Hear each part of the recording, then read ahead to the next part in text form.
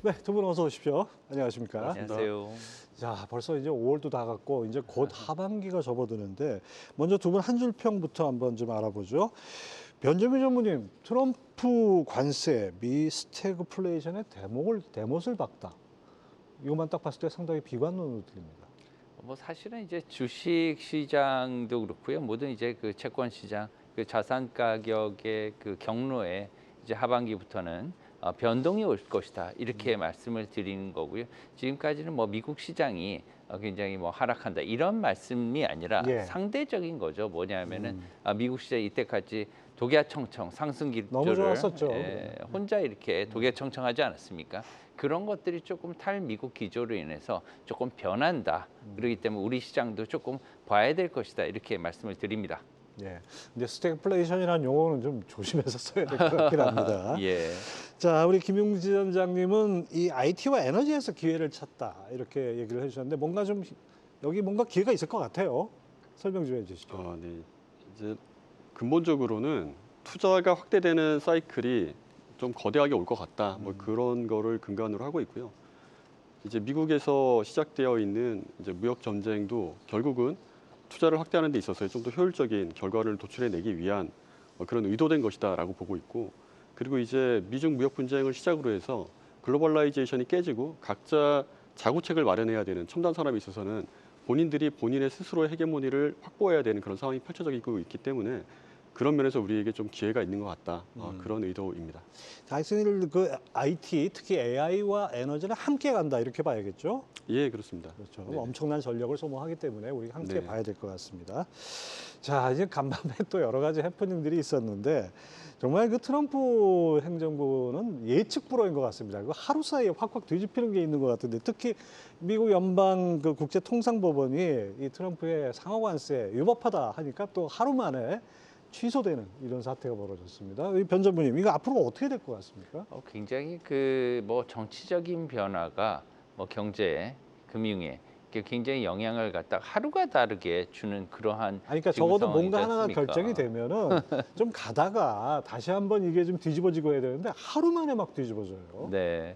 뭐 그게 이제 결정이 연방법원의 결정이 이제 일어났지만 거기에 대해서 또 제동이 또 걸렸어요. 예. 왜 그러냐면 거기서 항소를 했기 때문에 제동이 또 걸리고 앞으로 뭐 어떻게 될지는 모르겠지만 사실은 분명한 건 이겁니다. 지금 보편 관세는 이미 발효가 됐어요. 상하 관세는 차치하고서라도 이런 보편 관세 그리고 지금까지 굉장히 많이 풀어졌던 이러한 양적 완화 이런 것들을 이제 지켜볼 때 앞으로 뭐 10%의 상호관세가 발효됐다고 하는데 10%도 그렇게 작은 건 아닙니다. 왜냐하면 모든 품목에 대해서 10%, 이 보편적으로 모든 종목에 대해서 10%라는 거는 미국은 사실 소비로 먹고 사는 국가 아닙니까?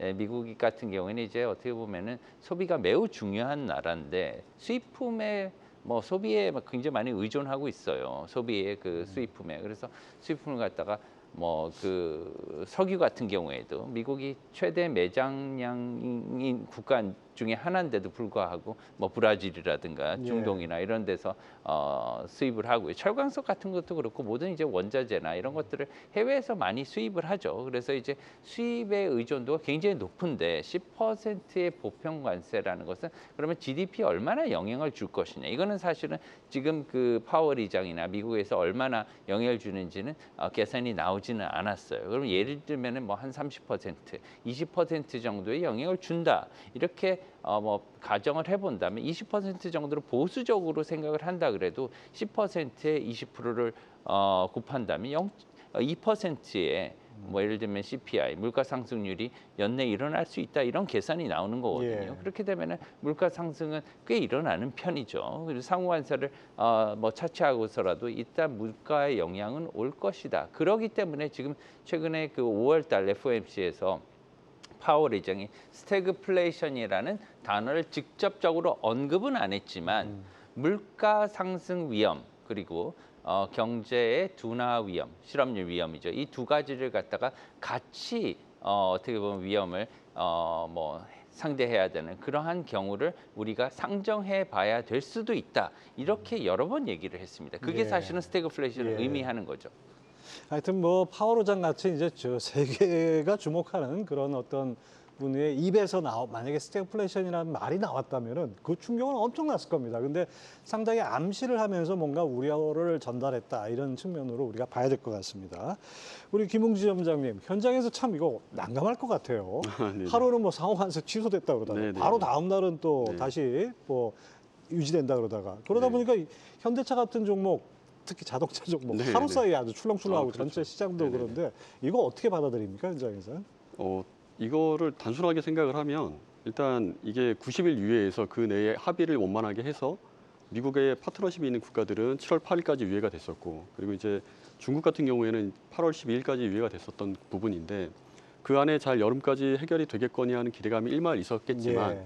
지금 이게 오늘 나온 얘기는 또 150일 15% 얘기가 또 나왔단 말이죠. 그런 식으로 이제 늘어지는 일단 항소법원에서 판결로 인해서 6월 9일까지는 현재 보편관세 그대로 유지가 되는 게 실행이 되겠지만 그 이후의 대비를 위해서 트럼프 입장에서는 자기의 협상력을 높이기 위해서는 관세가 필요하니까 옛날에 있었던 74년도에 그 무역법까지 끌어와서 이걸 굳이 관철시키겠다고 하는 그런 그림이 펼쳐지고 있으니까 오늘 예. 우리 시장에 좀 약세로 반영이 됐던 거고 주식시장에서는 당연히 이게 길어지는 불확실성이 길어지는 거에 대해서는 리스크로 단기에는 인식을 하지 않을까. 그러면서 이제 점차 또다시 뭔가 합의되어가는 과정이 펼쳐질 때 그때 다시 재반등이 나오지 않을까 이런 생각을 하고 있습니다. 정말 종잡을 수 없다는 말로 표현할 수밖에 없는 것 같습니다. 맞습니다.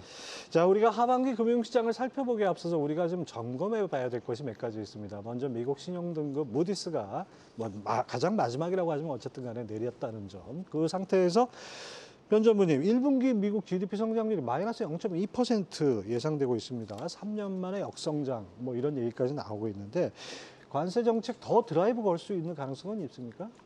예를 들면 관세 정책을 계속해서 하겠다 이렇게 계속 얘기를 하고 있지 않습니까? 트럼프 행정부가 이번 러트닉 그 상무부 장관도 그런 데 대해서 전혀 문제가 없다. 우리는 이것을 갖다가 진행할 수 있을 걸 확신한다. 이렇게 다시 얘기를 했단 말이에요. 이것을 갖다가 우리는 액면 그대로 다 받아들일 수는 없지만 일단 이러한 어떻게 보면 의지는 확고하다. 이렇게 볼 수가 있고요. 두 번째로 이제 말씀하신 바와 같이 이제 미국의 GDP 성장률이 조금 하락한 것으로 이렇게 예상치가 나왔습니다. 이런 것들은 뭐냐면 이미 지금 관세 발효 이전부터 시작해서 미국의 임금이 매우 많이 올랐어요. 미국의 고용통계국 자료를 본다면 2021년부터 시작해서 한 3, 4년 동안 4년 동안 약 28%의 임금이 공식적으로 오른 것으로 나와 있습니다. 이런 것을 본다면 4년 동안에 28%라고 하면 약 산술 평균으로 본다면 한 7% 정도 그렇죠. 이렇게 연 평균 오른 것으로 생각할 수 있는데 이게 미국 고용통계국의 공식 자료이기 때문에 7%지 이게 최근 그 임금 상승률은 10%가 넘을 수가 있어요. 그렇죠. 이게 10%라고 본다면 지금 코로나 이후에 한 5년 동안 1년에 10%라고 잡으면 50% 아닙니까? 임금이 반 이상 올랐다는 거로 우리가 해석할 수가 있는 부분입니다. 그렇게 된다면 임금이 예를 코로나 이전에 예를 들면 100만 원인데 150만 원. 사실 더 비쌀수록 이게 체감적인 그 증가율이 더 커지잖아요. 근데 지금 미국의 임금은 세계에서 가장 높은 수준입니다. 그렇기 때문에 이런 것들을 갖다가 BEP 예를 들면은 어느 정도 채산성을 맞출 수 있느냐 기업들이 이것이 문제인 거거든요. 어느 정도 한계가 왔다. 왜냐하면 계속해서 사이클적으로 번성할 수는 없는 겁니다. 그렇기 때문에 어느 정도 한계가 왔는데 거기에 이제 관세 이슈까지 생기니까 이제 하반기에는 이런 경로가 이제 앞으로 고용에 어떻게 보면은 질적인 양적인 하락이 올 것이 가능성이 크고요. 그로 인해서 소비가 줄어들 것이고 소비가 줄어들게 되면은 결국은 이러한 것들을 금리를 내리게 될 것이다. 이렇게 좀 생각을 하고 있습니다. 또 하나 우리가 짚어봐야 될 게 가장 중요한 변수가 사실 환율 아닌가 싶습니다. 근데 올 초만 해도 1,500원을 넘나들어서 상당히 좀 걱정을 했었는데 맞습니다. 지금 현재는 1,381원 오늘 이렇게 마감이 됐는데 이 환율이 이렇게 급격히 떨어진 이유는 뭔가요? 네, 최근에 이제 환율이 굉장히 많이 떨어졌었죠. 사실 어저께가 이제 한국은행이 이제 금리를 결정하는 금융통화위원회, 금통이라고 하는 금통위 회의가 열렸습니다.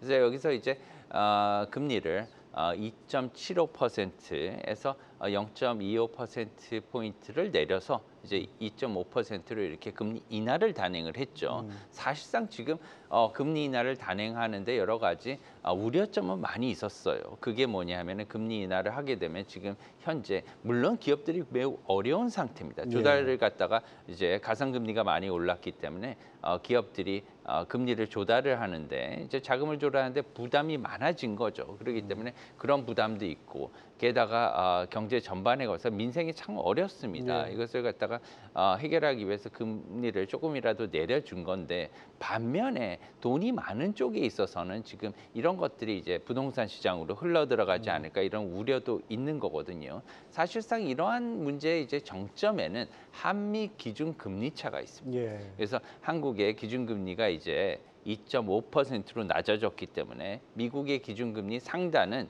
4.75%로 4.5%로 아직 있기 때문에 이제 한국과 미국의 기준금리 역전폭 차이는 이제 2%포인트로 넓어진 거죠. 커진 겁니다. 그렇기 때문에 이제 2%로 역사상 가장 최대 폭으로 이렇게 늘어난 상황이기 때문에 이런 상황은 이제 달러 강세를 유발할 수밖에 없어요. 그래서 이제 1,360원대까지 내려왔던 환율이 소폭 어저께 오늘 그래서 1,370원대, 80원대로 소폭 올라가긴 했는데 이런 거에 대해서 사실 이청용 총재께서는 이게 이제 정치적인 불확실성의 해소 때문에 그렇다 이렇게 얘기는 하지만 사실 그런 부분도 있지만 지금까지 내려온 것은 앞으로 이제 미국의 고용이 안 좋아지고 미국 기준금리 인하가 하반기에 좀 빨라질 것이라고 보면 왜냐하면 탈달러가 진행됐기 때문에 달러가 약세로 진행이 될 거기 때문에 상대적으로 원화가 강세를 보여서 환율이 내려갈 것이다. 이렇게 선제적인 어떻게 보면 시장의 대응이라고 보는 게 더 맞다고 생각합니다. 뭐 우리 원화만 그런 것이 아니라 아시아 통화들이 전반적으로 달러 대비 좀 강세를 보이고 있죠.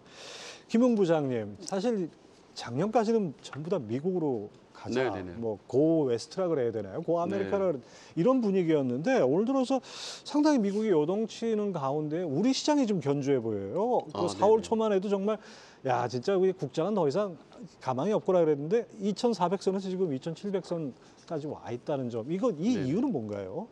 이거는 저희가 보기에는 어떻게 보면은 웨스트를 빠져나온다라고 보기보다는 미국을 빠져나오는 것이다. 앞서 이제 저희 본부장님께서도 말씀하셨듯이 달러 약세에 의해서 이게 달러 약세 자체가 연초에 달러 인덱스 자체가 110에서 98까지 빠졌었습니다. 4개월 동안. 그 얘기는 선진국 통화 대비해서 달러가 그렇게 약세를 갔다는 얘기고 그 사이에 유로존 시장을 포함해서 일본 시장을 포함해서 대부분의 선진국 국가들의 시장이 나쁘지 않았습니다. 상대적으로. 미국 대비 좋았었고. 그리고 이제 이머징 통화 관련해서는 4월 중순부터 강세 전환을 했었는데 그래서 중국 주식시장 우리나라뿐 아니라 그 사이에 있었던 아시아 시장까지도 전반적으로 분위기가 좋았다. 그게 이제 통화 강세와 같이 맞물려 있고 대만만 하더라도 저희 5월 3일, 5월 5일 그 양일간에 8% 넘는 절상을 경험했었거든요. 일시적으로.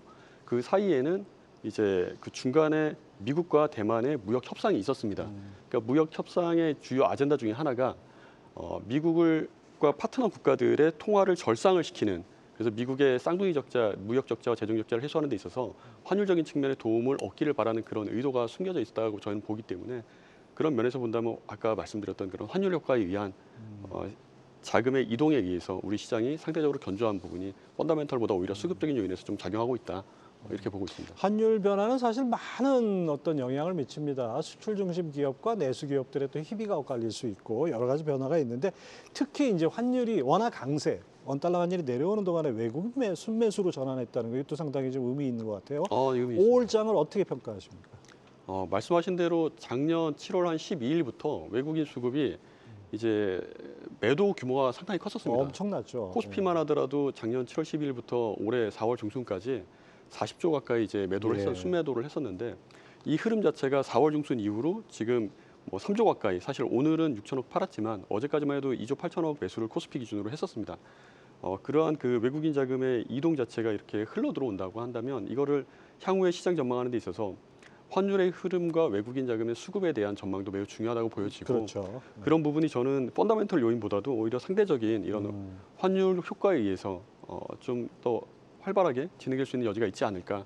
왜냐하면 제가 근간하고 있는 판단은 처음 서두에도 한 줄평으로 말씀드렸듯이 지금은 글로벌리 인프라 투자 사이클이 AI를 중심으로 거대하게 전력과 함께 이루어지고 있는 상황이고 그렇다고 한다면 유동성이 상대적으로는 좀 더 풍부하게 풀릴 수밖에 예. 없는 그런 환경이지 않나 하는 그런 판단 때문에 이런 생각을 좀 하고 있습니다.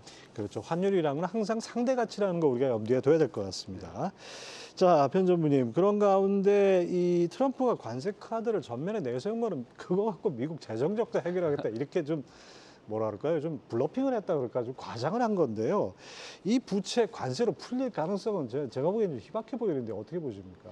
네, 뭐 그 미국의 부채 문제는 뭐 어제 오늘의 문제는 아니지만 최근에 굉장히 많이 이제 커졌어요. 특히나 이제 그 미국의 그 코로나19 이후에 미국을 위시한 전 세계적으로 인플레이션이 굉장히 파다하게 커진 후에 이제 뭐 인플레이션을 잡기 위해서 기준금리가 아주 크게 올랐지 않습니까? 그래서 미국의 기준금리가 5.5%까지 이렇게 상단이 오른 때도 있었는데 미국 기준금리가 이렇게 올라가니까 또한 이제 미국 재무부가 발행하는 미국 국채 트레저리의 이자율이 엄청 올라간 거예요. 그렇죠. 예. 그래서 뭐 2022년도까지만 해도 미국 국채 이자 뭐 가중평균 이자가 뭐 한 2%대, 1%대 후반 이 정도 됐다면 이제는 미국의 재무부가 부담해야 될 평균 이자율이 지금 이제 3% 중반을 넘어섰다. 예. 이제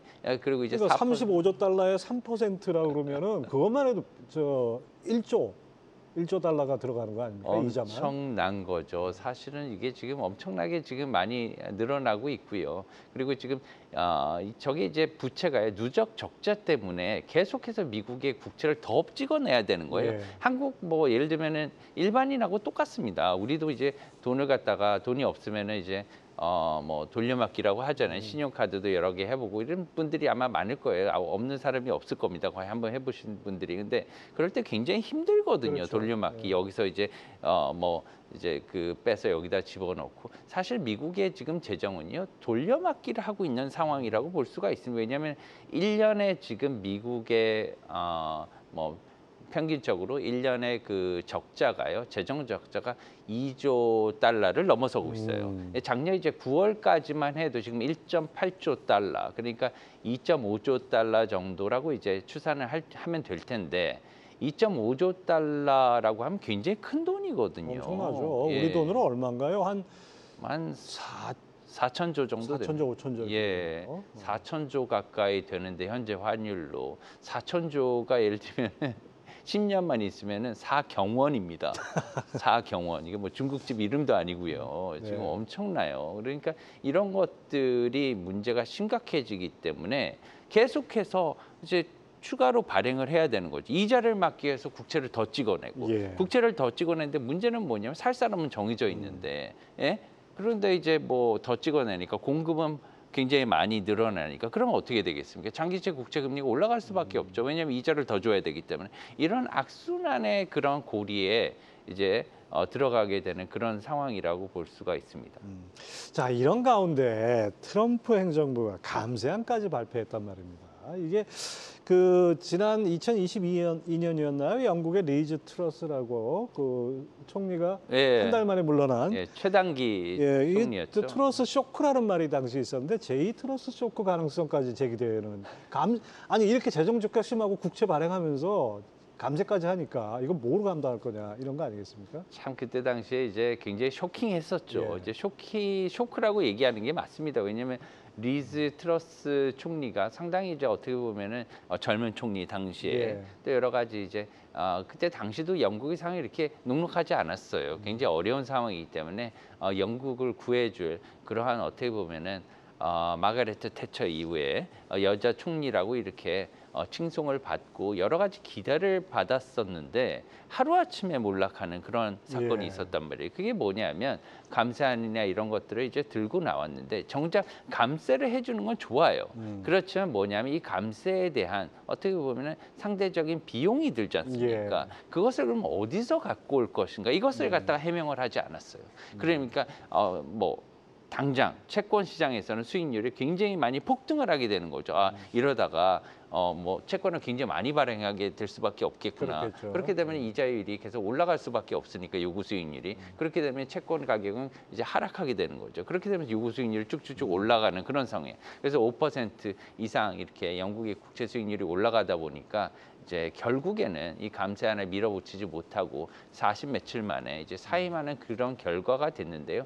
이런 것들을 지금 뭐 일본에서도 이제 뭐 리즈 트러스 이제 어떻게 보면 후폭풍이 일본에서 일어나는 거 아니냐 이런 예. 얘기가 나오고 있는데 뭐 똑같지는 않습니다. 하지만 이 어떻게 보면은 뭐 리즈 트러스가 준 이러한 뭐 교훈은 이제 뭐 어떤 감세안이라든가 어떠한 재정 정책을 하기 위해서는 그에 걸맞는 어떻게 보면 재정 정책이 있어야 된다는 거예요. 돈이 있어야 어떤 정책을 할 그렇죠. 수가 있다는 네. 거거든요. 그래서 그런 것들을 우리가 반면교사로 이렇게 여겨고 그다음에 주의해야 될 것으로 생각합니다. 그렇죠. 정치인들이 대책 없이 돈을 풀겠다는 것도 문제지만은 또 거꾸로 재정 수입을 줄이는 감세를 또 아무 대책 없이 펴는 것도 양극단에서 또 똑같이 문제인 것 같습니다. 자, 김웅 지점장님. 테슬라의 머스크, 트럼프 행정부의 한때 지금 네네네. 장관으로 지냈던 머스크가 감세 정책을 아주 강력히 비판을 했죠. 예, 그랬죠. 네네. 이 부분에 대해서는 좀 상징적인 의미가 있는 것 같습니다. 트럼프라고 하면은 덧지라고 하는 정부 효율부를 예. 총괄하면서 민간 기업인으로서는 이제 거의 최초로 정부의 아주 중요한 직책을 맡아서 재정 적자를 어떻게든 줄여보려고 하는, 어차피 늘어날 거지만 늘어나는 부분을 어떻게든 막는 역할을 했었는데, 그런 본인의 희생 정신과 그 사이에 트럼프 대신해서 일론 머스크가 얼마나 많은 공격을 받았고 예. 테슬라 기업 자체가 또 테러를 받기도 했었는데, 본인 입장에서는 그러한 희생에 대해서 어떻게 보면 트럼프가 너무 무책임하게까지 강력한 진행을 했다라고 이렇게 생각할 수도 있을 것 같습니다. 저희가 지금 개인적인 생각이기도 한데요.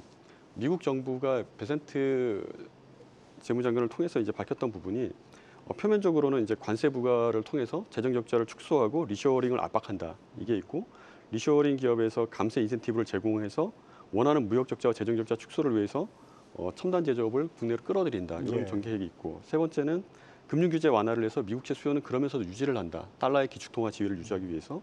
마지막으로 에너지 공급 확대로 인플레이션 저지 등을 해서 어차피 유동성은 확대되겠지만 그 사이에서 인플레이션 압박을 관세로 인한 부분이라든지 유동성 확대에 의한 부분을 막아보겠다, 이런 아주 큰 틀의 큰 그림에서 일론 머스크는 이런 큰 그림에 동의를 해서 나름의 최선을 다했었을 것 같은데, 지금 이러한 정부의 재정 적자 확대가 이게 지금 상원에서 그때 4월 올려 관세 뭔가 안을 통과를 시키고 나서 TCJA를 얼만큼 늘릴까에 대한 그 안을 내고 나서 시장 금리가 10년 국채가 4% 언더에 있다가 4.5% 기준금리를 돌파를 한번 순간적으로 발작이 하면서 있었죠. 예. 그런 일이 있었는데, 그러한 발작에 준하는 이런 일론 머스크가 그거를 이대로 하원에서 이렇게 통과시킨다고 5월 20일 날 통과한 걸 보고 나서 굉장히 좀 많은 충격을 받았던 것 같습니다.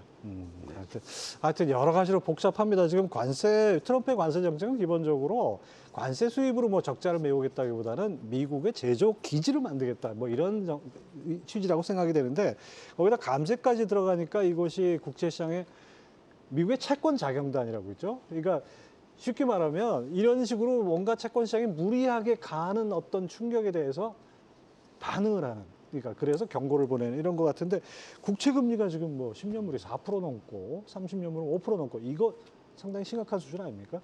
네, 지금 전 세계적으로 뭐 일본도 마찬가지고 이제 부채 수준이 높은 국가들의 뭐 국채 금리 수익률이 굉장히 이제 그 장기 국채로 갈수록 이렇게 상승하는 그러한 경향을 보이고 있고요. 이런 것들은 이제 얼마나 부채가 국가에 주는 영향이 큰지를 요새, 왜냐하면은 이게 코로나19 이후에 가장 큰 어떻게 보면 특징적인 게 두 가지가 있습니다. 그게 네. 뭐냐면은 너도 나도 뭐 예를 들면 포퓰리즘 하에서, 왜냐하면 이제 먹고 사는 게 중요하다 보니까 모든 국민들이 장기적으로 이제 배를 뭐 어떻게 보면 허리띠를 졸라매는 것보다는 이제 바로 쓰는 걸 좋아하긴 해요. 그것을 이제 정부들이 다 맞춰줘야 되는 거거든요. 그러다 보니까 이제 저금리, 이제 금리를 갖다가 제로금리 수준으로 거의 낮췄잖아요. 그 당시에 일본도 거의 제로금리, 마이너스 금리였죠. 예. 이제 미국도 연준도 제로금리 수준을 내렸죠. 게다가 사실 2016년부터 유로존은 마이너스 금리였어요. 예. 그렇기 때문에 이런 제로금리, 그다음에 두 번째는 이제 양적 완화죠. 돈을 푸는 이 두 가지가 굉장히 많이 일어났기 때문에 지금까지도 이제 이렇게 여러 가지 부채 문제에 대해서 여러 뭐 세계적으로 이제 뭐 국가들이 고생을 하고 있는데 그것들이 지금 이제 기준금리 인하가 단행이 되면서 예를 들면은 단행이 되면서 금리가 이제 내려와야 되는 거잖아요. 국채 금리가 하락을 해야 되는데 앞으로 이제 인플레이션의 영향, 특히나 이제 장기 국채를 살 수 있는 그러한 세력들이 많이 없기 때문에 장영단 얘기하셨지만 공급과 수요와 공급의 법칙은 언제나 명확히 중요합니다. 왜냐하면 어디나 이런 것들이 다 중요하고 이런 것들에 대해서 이제 가격이 결정이 돼요. 왜냐하면 수요보다 공급이 월등히 많으면 가격은 하락하게 될 수밖에 당연한 없거든요. 거죠. 그렇기 때문에 이 장기 국채를 갖다 많이 찍어야 되는구나 이렇게 알고 있으니 그럼 시장은 어떻게 반응해서 그래 지금 안 사고 조금 더 기다리지 조금 더 요구해도 되겠구나 금리를 더 올려달라고 해도 되겠구나 이러니까 이제 장기 금리가 계속 오르는 거예요. 그리고 이제 앞으로 이제 관세도 그렇고 모든 문제에 대해서 인플레이션이 조금 더 올라갈 수도 있겠구나. 이렇게 되면은 앞으로 장기채 수익률은 좀 높은 수준에서 앞으로 단기채는 수익률은 떨어질지언정 장기채 수익률은 아직도 높은 수준에 좀 더 오래 갈 수도 있겠구나. 지속될 수도 있겠구나. 이런 생각에서 지금 장기채 수익률이 미국이든 일본이든 좀 높게 지금 형성이 되고 있는 상황인데요. 당분간 이런 상황은 조금 더 지속될 것으로 보입니다. 예. 자, 김웅지 위원장님, 이 중국이 미국 국채를 엄청나게 팔았다 이런 보도들이 많이 나오는데 트럼프가 네. 지금 뭐 트러스야 뭐 한 달여 만에 사임했으니까 그걸로 끝났지만 트럼프가 절대 그렇게 사임할 일은 만무하고 이 위기 어떻게 돌파할 수 있을까요? 위기 극복은 좀 멀어 보이는데요. 중국에 대한 얘기만 잠깐 하자면 예. 중국이 현재 보유하고 있는 게 7천억 달러가 넘게 가지고 있는데 저는 개인적으로 이런 생각을 합니다. 이게 중국이 미국채를 줄임으로 인해서 미국을 압박할 수 있는 예. 무역 협상 과정에서 좀 더 유리한 고지를 점하기 위한 이러한 노력은 어느 정도 한계가 있을 걸로 보고 있습니다. 왜냐하면 단계는 팔 수 있습니다. 계속 줄이고 있고 앞으로도 줄이겠죠. 그러나 그 속도를 급격히 할 수 없는 것은 이미 본인들이 많이 가지고 있기 때문에 자기 발등을 찍는다는 아주 근본적인 이유가 존재하고 그리고 미국채를 줄이는 과정에서 달러 매도가 나오게 되면 상대적으로 위안화 강세 요인이 됩니다. 그렇죠. 그렇기 때문에 예. 이 부분은 미국이 너무나도 원하는 부분이거든요. 지금 어떻게 보면 미국이 중국을 압박하는 아주 근본적인 요인에는 플라자 합의 때와 같이 중국을 압박해서 위안화를 상대적으로 절상시키는 아주 그러한 니즈가 강하게 있을 텐데 그런 부분에 있어서는 오히려 미국과 무역 협상을 하기 전에 자기네들 금융 종합 패키지를 통해서 위안화 약세 요인들을 만들어 놓고 5월 10날, 11일 날 협상했던 거를 감안을 한다면 본인들이 미국채를 너무너무 강하게 빠르게 팔아가면서 이러한 일들을 강화할 것 같지는 않습니다.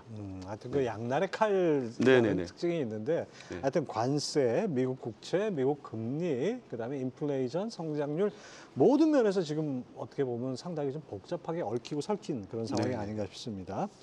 자, 그래서 지금 여러분들 가장 궁금해하실 게 바로 이 부분인 것 같습니다. 작년부터 아주 정말 엄청나게 미국 시장으로 달려갔죠. 우리 서학개미들 어떤 보도에 보면 우리 서학개미들이 보유한 미국 주식이 한 160조 정도 이렇게 된다고 하는데, 자, 미국 시장 지금 이대로 경기 침체에 이를 것인가? 전무님 어떻게 보십니까? 미국의 경기는 뭐 침체까지 갈지는 두고 봐야 되겠지만 예전보다는 못할 것이다 이러한 생각을 갖고 있습니다. 왜 그러냐면은 지금 이제 돈이 있는데 성장이 있는 거거든요. 예. 그리고 이제 미국의 예전과 달리 보통 이제 원래 경제학 서적에서 본다면 금리 인하를 하면 굉장히 어떻게 보면 경기가 활황이 된다. 이것을 이제 원래는 경제학 서적의 기본이죠. 예. 그런데 요새는 이제 그 글로벌 경제 시대가 되고 난 다음부터 무역과 투자는 따로 떼서 봐야 된다는 것이 사실 이제 새로운 정설입니다. 네. 왜 그러냐면 미국의 기준금리가 5%대로 올랐어요. 이것은 투자하기 되게 좋은 상황입니다. 어쩌면 뭐 금리를 조달하거나 이럴 때는 뭐 힘들겠지만 투자자 입장에서 굉장히 좋은 거잖아요. 채권값이 엄청 싸졌습니다. 예. 게다가 뭐 예를 들면 주식을 계속 팔고 사고 하면서 여러분들도 뭐 CMA나 이런데 예금을 할 기회가 있잖아요. 하루만 넣어놔도 5%대가 나오는 게 얼마나 좋습니까? 그렇죠. 그렇기 때문에 미국으로 돈이 엄청 쏠렸고요.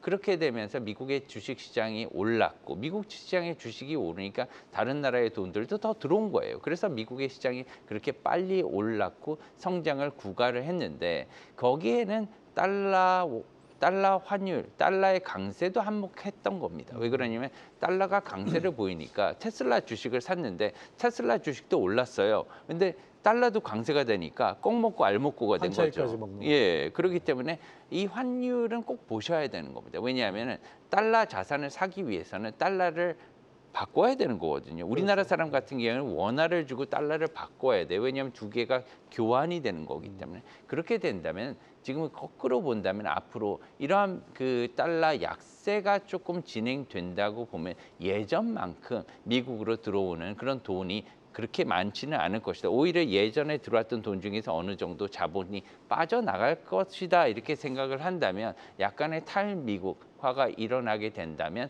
달러도 약간 약세로 전환이 될 것이고 특히나 우리나라의 달러 원 환율은 굉장히 높았었기 때문에 예. 리스크 프리미엄까지도 갖고 있었기 때문에 이것이 해소가 된다고 생각하면 더욱더 한국 시장은 조금 더 유망하지 않느냐 이렇게 보고 있습니다. 오히려 미국 시장보다 한국 시장이 좀 더 유망하다 이렇게 보셨습니다.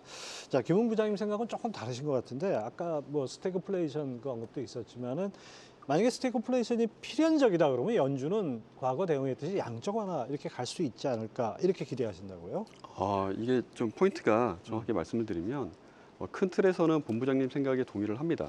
스태그플레이션이 올 수도 있고 굉장히 조심스러운 표현이긴 한데 저는 개인적으로는 이 부분에 대해서 양적 완화라는 표현이 정확한지 모르겠는데 돈이 풀리는 유동성 장세라고 이제 생각을 하는데 그 부분이 제가 판단하기에는 근본적인 이유가 미국이 지금 트럼프 행정부에 와서 이렇게 강하게 교육국들을 압박을 하는 이유 자체가 쌍둥이 적자를 해소해 가면서 미국이 이제 헤게모니를 쥐고 있는 패권국으로서의 지위를 지키기 위한 예. 영속시키기 위한 목적이 가장 크다라고 생각을 하고 있습니다. 그렇기 때문에 지금 현재 패권국으로서의 지위를 지키기 위해서 가장 필요한 것은 AI가 전 산업 섹터로 확산이 되면서 이게 방위 산업으로까지 확산되게 되면 과거와 다르게 전쟁의 양상 자체가 하이퍼워라고 하는 동시에 우주부터 해저, 지상이 예. 동시에 전쟁이 벌어지고 한순간에 끝나게 되는 AI에 대한 기술과 확산과 로봇에 대한 이런 그 기술적인 우위가 있지 않으면 그게 또 전방위적으로 확산되어 있지 않으면 그러면 한순간에 본인의 패권의 지위를 생산성 향상뿐 아니라 무기적인 측면에서 물리적인 위력 면에서도 지위를 놓치게 되기 때문에 그런 면을 유지하기 위해서 돈을 크게 쓸 수밖에 없는 상황이다. 그래서 AI 고도화를 위해서 컴퓨팅 파워가 너무나도 많이 필요하고 지금 현재 전 세계 컴퓨팅 파워의 70%를 미국이 홀로 가지고 있다고 하는데 그런 부분에 있어서의 지위를 공고하게 하기 위한 투자를 하려면 보나마나 거기에 들어가게 되는 지금 10년 이내에 에너지 소비가 데이터 센터와 AI로만 2배에서 많게는 4배 이상 늘어날 예. 거라고 전망하고 있는데 그러한 투자는 1, 2조로 끝나지 않습니다.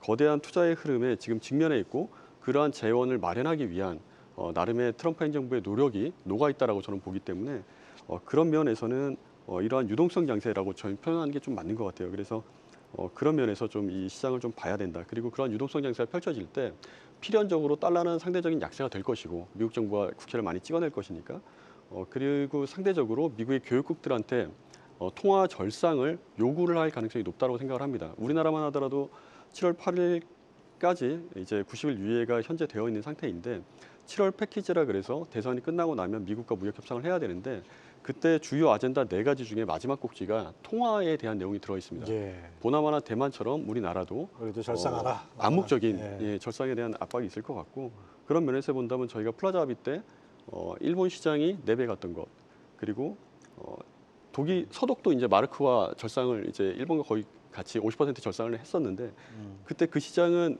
일본은 5에서 2.5%로 금리를 내리면서 시장이 버블로 경험했지만 소독은 그렇게까지 금리 인하를 적극적으로 경기 침체를 막기 위한 노력을 하지 않았음에도 불구하고 시장이 80% 올랐습니다. 그런 걸 감안한다면 지금은 유동성 장세에 의해서 우리 국내 주식 시장에 대해서는 좀 긍정적인 톤을 유지하는 게 합리적이지 않나 이런 생각을 좀 하고 있습니다. 예. 전무님 아까 그 미국 자금에서 우리 시장이 상대적으로 좀 더 양호할 것이다라고 말씀을 해주셨는데 뭐 미국 시장 그렇다면 미국 들어가신 분은 좀 나와야 됩니까? 아니면은 또 유동성 장세를 뭐 기대해야 됩니까? 그리고 우리 시장하고 대비해서 우리 시장이 양호하다면 어느 정도에 더 양호할 수 있을까요? 그 좋으신 질문이신데요. 사실 이제 우리나라 뭐 서학기미로 이렇게 일컬어지는 미국 투자자분들이 굉장히 많으십니다. 이제 미국에 투자를 하게 되면 미국의 뭐 개별 주식이라든가 ETF로 투자하신 분들께서는 이제 해당 기초자산의 이제 가격 변동에 뭐 그 변동에 변화를 겪으시겠지만 여기에 더해서 이제 환율 변동도 이제 가치 가격 변동에 영향을 주게 돼 뭐 있거든요. 해치 상품 아니면 뭐 그렇죠. 그렇죠. H로 들어가 있는 해지 상품 아니면 대부분 그런데 뭐 해지 상품은 사실 그렇게 많지는 않고 대부분 이제 환율에 노출이 되게 돼 있기 때문에 이런 것들이 조금 위험이 있습니다. 앞으로 이제 뭐 말씀하신 바와 같이 이제 사실 지금 이제 환율을 얘기 안 할 수가 없어요. 예. 예를 들면 지금 그 금리 인하를 했는데 이제 어저께 이제 한국은행이 금리 인하를 하지 않았습니까? 했으면 사실 이게 1,400원대로 이렇게 크게 오를 가능성도 있어야 되는 거거든요. 예. 근데 그렇지 않았단 말이에요. 오히려 1,360원대까지 첫날엔 떨어졌단 말이에요. 그리고 지금도 1,480원대까지 오르긴 했지만 다시 이제 박스권에서 왔다 갔다 하고 이제 투자자들은 약간 긴가민가한 그런 상황으로 지금 보입니다. 그 얘기는 뭐냐면 왜 환율이 이렇게 더 오르지 않았느냐 그 두 가지를 봐야 된다고 생각해요. 그 이유를 갖다가 생각해 보면 첫 번째는 뭐냐면 미국 이슈예요. 하반기에 미국의 경기가 생각보다 좋지 않을 가능성이 예. 있다는 거거든요. 그렇게 되면은 미국 연준이 기준금리를 빠르게 인하할 가능성도 있다는 겁니다. 이제 어저께 미국 시간 어저께 지금 트럼프 대통령과 파월 의장이 만났다고 하죠. 이제 여러 가지를 아마 상의했을 것으로 이렇게 생각하고요. 두 번째는 이제 한국의 이슈입니다. 뭐냐면 한국과 미국의 이러한 무역 마찰이나 이런 기조에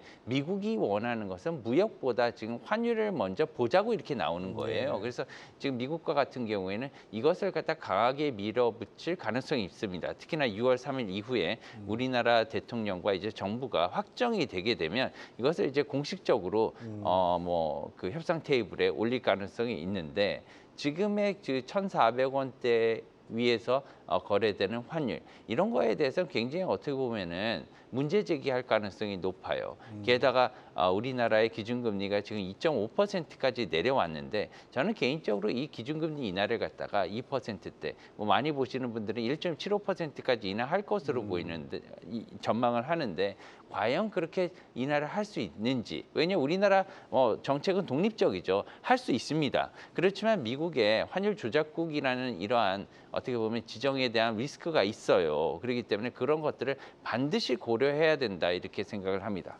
예.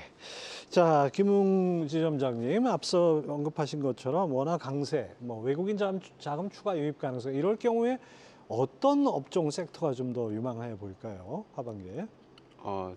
저희는 이제 원화 강세에 의한 환율 효과를 단순하게 보기보다는 근본적으로 지금 미국이 이러한 그 무역 압박을 비롯한 여러 가지 정책들을 펼치는 이유에 같이 집중하자 그런 생각을 좀 가지고 있습니다. 그래서 국내 기업들은 반드시 거기서 수혜를 누리는 기업들이 나옵니다. 그래서 AI라고 한다면 그에 따른 전력 인프라가 가장 중요하고 예. 그리고 그 AI의 칩셋과 데이터 센터가 지어져야 될 때 그때 들어가는 부수 기자재라든지 건설 기술이라든지 장비라든지 우리나라가 그래도 글로벌 탑티어 기업들이 포진해 있는 밸류체인들이 반드시 존재합니다. 그런 기업들을 주목해서 같이 투자한다라고 한다면 유동성 장세의 특징 자체가 주도 섹터 내에서의 순환매가 활발하게 일어난다는 점입니다. 그래서 저희가 주목하고 있는 그런 섹터들이 지금까지는 조선이나 방산 같이 보셨겠지만 거기가 꺾인다는 의미는 아니고 어느 정도 밸류에이션 목에 찼을 때 순환이 돌 수 있는 AI에 대한 공부들은 많이 하셨겠으니까 우리나라에 있는 주요 반도체 기업들이라든지 에너지 기업 관련되어 있는 기업들이라든지 또는 미국에 있는 기업들조차도 달러는 약세로 갈지라도 거기서 중심이 되는 역할을 해줄 수 있는 기업들이 있다고 한다면 그런 부분들은 여전히 좋게 보시는 것이 맞지 않나 이렇게 생각을 좀 하고 있습니다. 예. 자, 여러 가지로 우리가 좀 짚어봐야 될 것들이 참 많은데요. 또 이 트럼프 관세 정책이 현실화될 경우에는 그 미중 경제 전쟁이 장기화된다는 점. 이럴 때 이제 우리 기업들 참 걱정입니다. 대미 수출 비중이 높은 기업, 대중 수출 비중이 높은 기업. 이거 어떻게 대응해야 될지 참 딜레마인 것 같아요. 네, 사실은 우리나라 같은 경우는 이제 수출로 먹고 사는 나라라고 생각해도 과언이 아니지 않습니까? 그렇기 때문에 이 수출이 정말 중요합니다. 그래서 우리나라 수출이 꺾인다면 모든 것들을 갖다가 뭐 외국인들은 투자도 줄이고 이럴 수밖에 없기 때문에 수출을 계속 이어나가야 예. 됩니다. 그래서 증가세를 갖다 계속 이어나가야 되고 기업들을 강하게 이렇게 지원할 수밖에 없는 상황인데요. 지금 이제 본다면은 하반기에서는 이런 조달 금리가 2% 정도에서 머물고 있지만 가상 금리가 조금 올랐다가 이제 내려왔어요. 그렇지만 이제 그 신용 쪽에서 신용 가상 금리나 아니 신용에 관련된 여러 이슈들을 봐야 된다고 생각합니다. 특히나 미국의 지금 장기 국채 10년물 국채 금리가 4.4%, 4% 중반에 이루고 있기 때문에 지금 30년은 그보다 훨씬 높고요. 지금 미국채 30년에 기반을 두고 있는 미국의 모기지 금리와 같은 경우에는 예. 7%에 가깝거든요. 어이구, 예. 미국의 개인들은 주택을 소유한 개인들은 지금 7%의 그러한 금리를 낼 수밖에 없는 그런 상황에 이르렀다. 그러면 이제 상당히 이제 높은 금리예요. 지금 이제 주택 같은 경우에는 살고 있기 때문에 괜찮지만 뭐 상업용 부동산이나 이런 것들은 이제 항상 좀 주의해 봐야 되는 게 이제 뭐 리만 금융위기나 이러한 뭐 글로벌 금융 사태들은 항상 신용 위기로 촉발이 됐고요. 그 신용 위기는 대부분 부동산이죠. 이제 부동산을 이제 매개체로 해서 불꽃이 이제 붙었는데 이런 것들을 좀 봐야 되는 거고 최근에 또 본다면 무디스의 신용 등급 강등 예. 이것은 이제 그냥 무디스가 강등시켰다고 보지 않습니다. 현재 이런 것들을 보이는 경종이라고 봐야 돼요. 게다가 지금 이 무디스가 신용 등급을 강등하고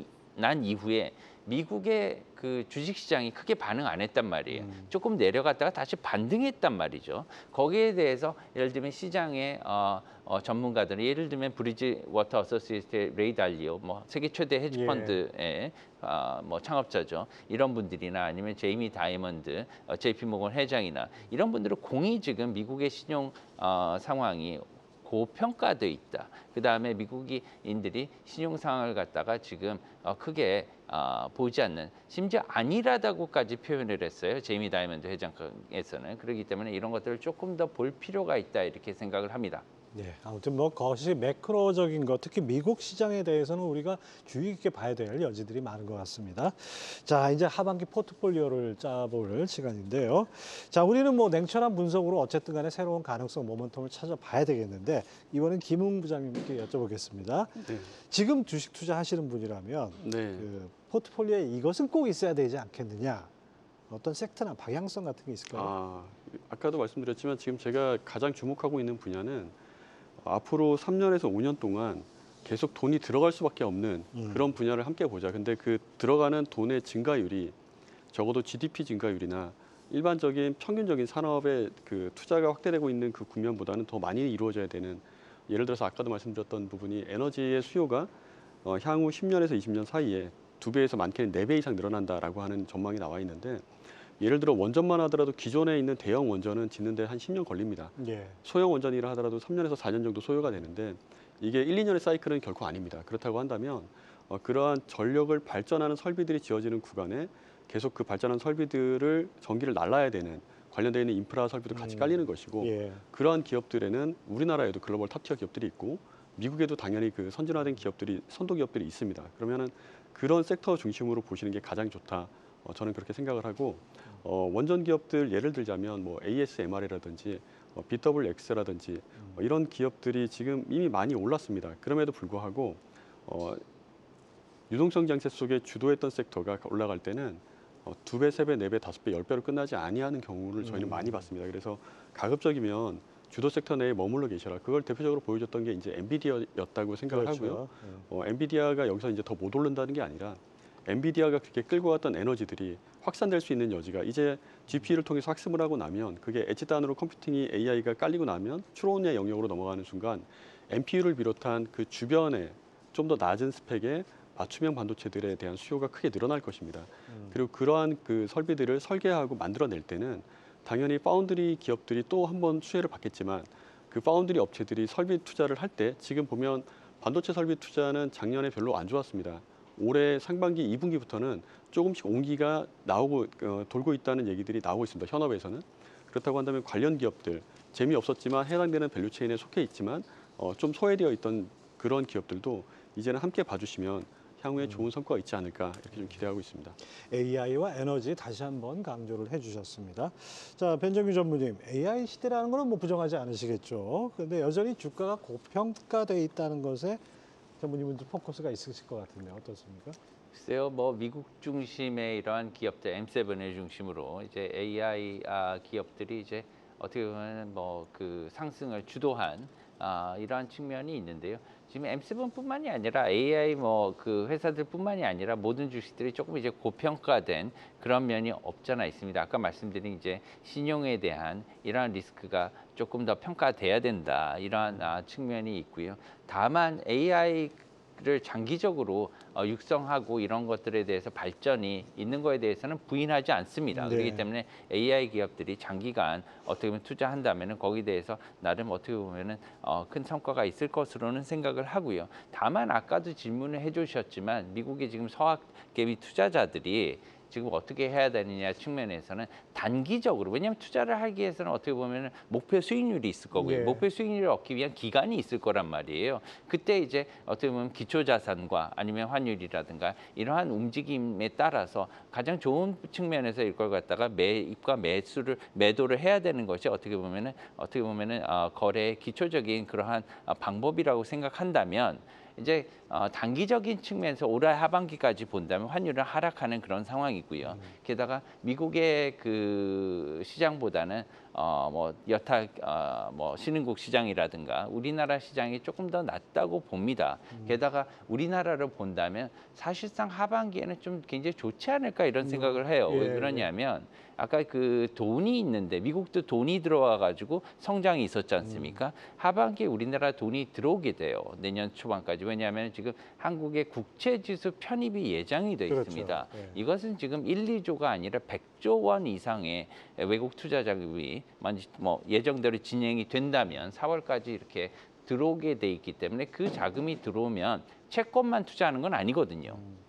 주식이라든가 다른 투자자들도 같이 들어오기 때문에 이러한 연관적인 이러한 좋은 뭐 그 시장 분위기를 만들 것으로 생각하고요. 다만 신용 리스크에 대한 유가증권에 있어서도 등급이 낮은 이런 신용 리스크를 과도하게 뭐 투자하는 것은 바람직하지 않다 이렇게 생각을 해서 우량주나 아니면은 어떻게 보면 증권 위주로 투자를 하는 게 좋겠다 이렇게 보고요.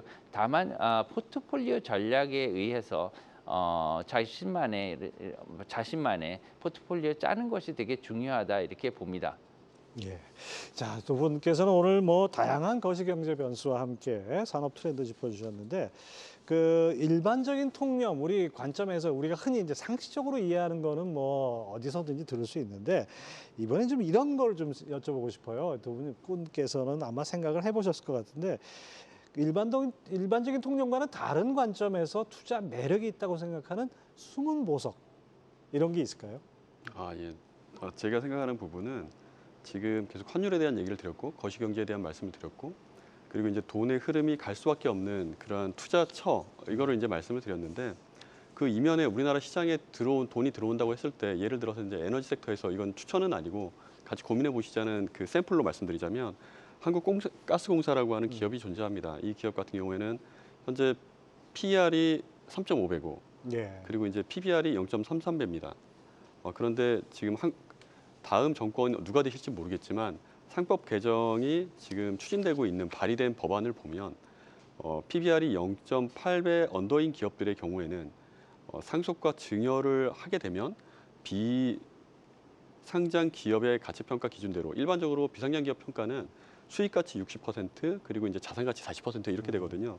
그러면은 만약에 PBR이 0.2배인 회사가 있었다고 치면 뭐 그런 기업이 실제 존재하는 뭐 기업이 있는데 예를 들어 그 상장된 기업 제가 이름 말씀 못 드리겠습니다만 그 기업의 주가가 현재 8,000원 수준인데 0.8배를 만들려면 32,000원을 만들면 됩니다. 예. 근데 그 기업을 제가 이제 순자산 가치랑 수익 가치 평가를 했을 때 6만 원에서 7만 원 밸류가 나옵니다.